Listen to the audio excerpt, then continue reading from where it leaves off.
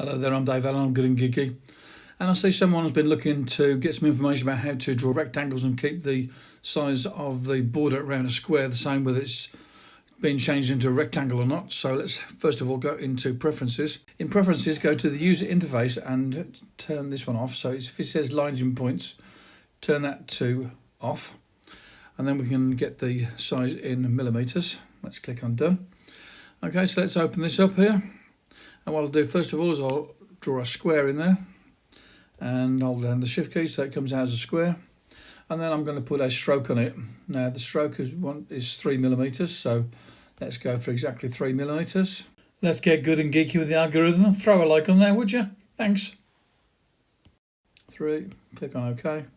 So now we've got 3 millimetre stroke on there, but you notice the corners got a bit round on there, so let's deal with that. Go to advanced on here. And we will change it so that it's got that. We'll change it so it's got that one. And now we will change the stroke to be on the outside. So that's the stroke to the outside.